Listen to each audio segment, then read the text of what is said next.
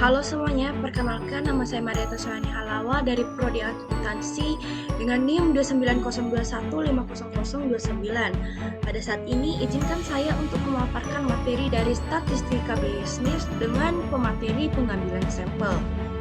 Baik, langsung saja. Sampel kecil distribusi T study.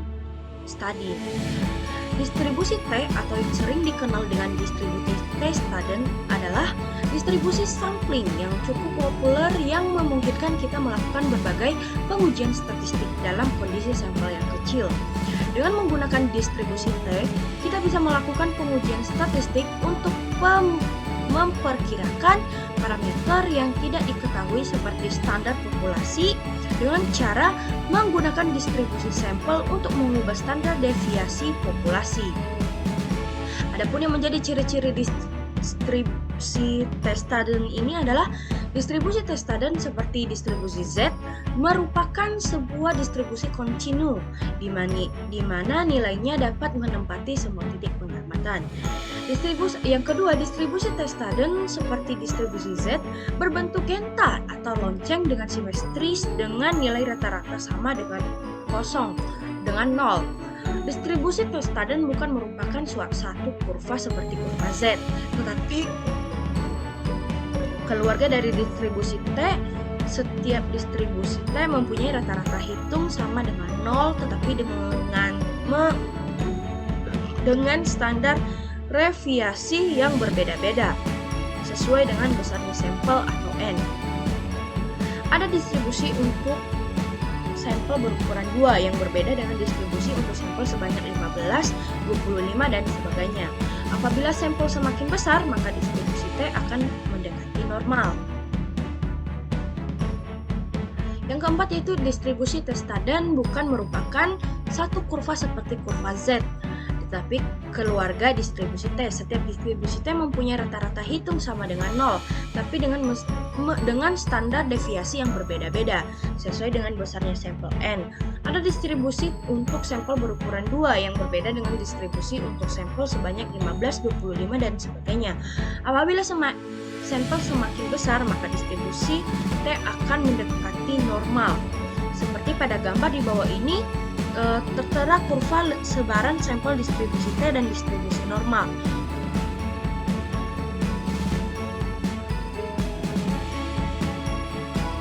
Contoh hipotesis untuk rata-ratanya yaitu contohnya, pengusaha lampu PCR A mengatakan bahwa lampunya bisa tahan pakai sekitar 800 jam. Akhir-akhir ini timbul dugaan bahwa masa pakai lampu itu telah berubah. Untuk menentukan hal ini dilakukan penelitian dengan jalan menguji lampu, ternyata rata-ratanya 792 jam.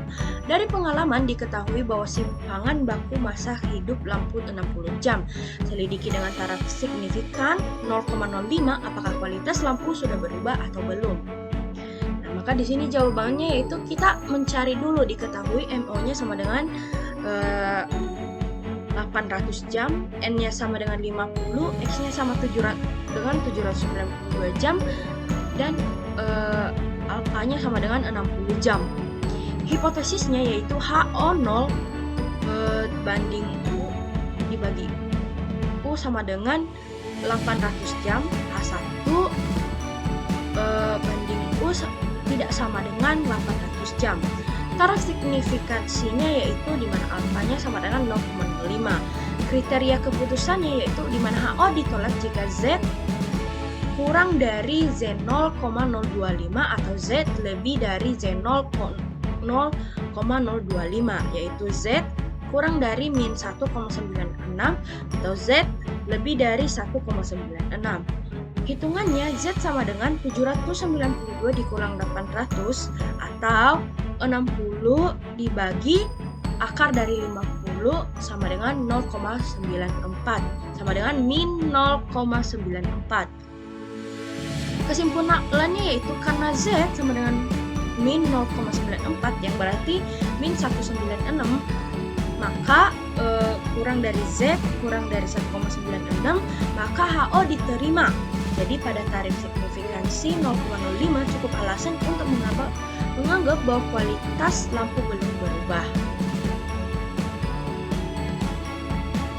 Menguji hipotesis selisih proporsi. Pengujian hipotesis selisih proporsi digunakan ketika terdapat dua buah perbandingan. Pengujian ini dimaksudkan untuk mengetahui apakah ada perbedaan persentase yang menyolok ataukah tidak antara dua kelompok yang sedang dipelajari. Distribusi selisih dan jumlah rata-rata rumus yang dapat digunakan untuk menghitung selisih rata-ratanya yaitu UX dikurang Y sama dengan U1 dikurang U2, alpha XY X dikurang Y sama dengan akar dari alpha 21 ditambah per N1 ditambah alpha 2 per 2 alpha 2 pangkat 2 per N2. Untuk menghitung selisih rata-rata Y kurang X yaitu U Y kurang X sama dengan U2 dikurang U1, di mana alpha X ditambah Y sama dengan akar dari A1 pangkat 2 per N1 ditambah akar 2 per 2 akar 2 A2 pangkat 2 N2. A X dikurang Y dan alpha Y dikurang X besarnya sama dengan dalam kedua hal dan dinamakan kekeliruan baku selisih rata-rata atau galat baku. Selanjutnya adalah prosedur varians.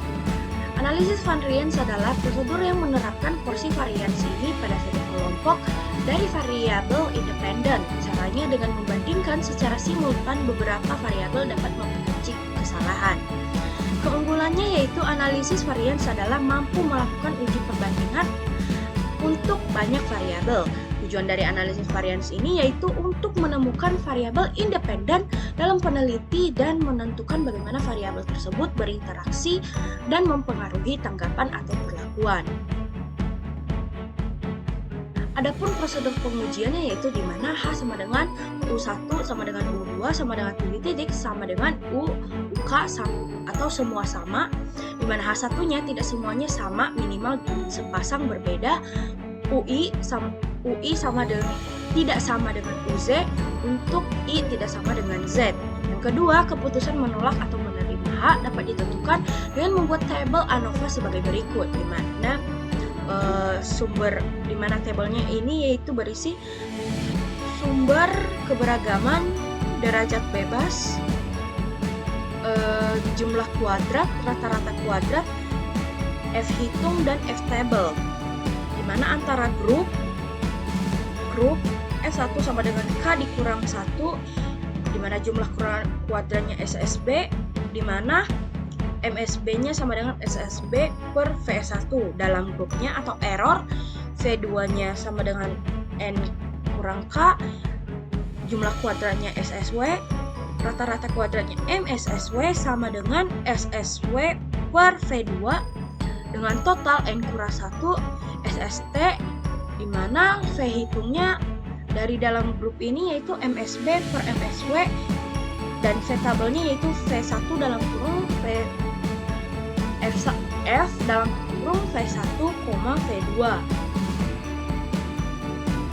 Di mana keterangannya yaitu di mana SSB di sini yaitu sum square between group sama dengan jumlah kuadrat antar grup, di mana sama dengan dalam kurung sigma T21 per NI dikurang T2N. SST yaitu total sum square, di mana jumlah sama dengan jumlah kuadrat total sama dengan dalam kurung X2IZ tutup kurung dikurang T2N. SSW sama dengan sum square within group sama dengan jumlah kuadrat dalam grup atau error sama dengan SST dikurang SSB.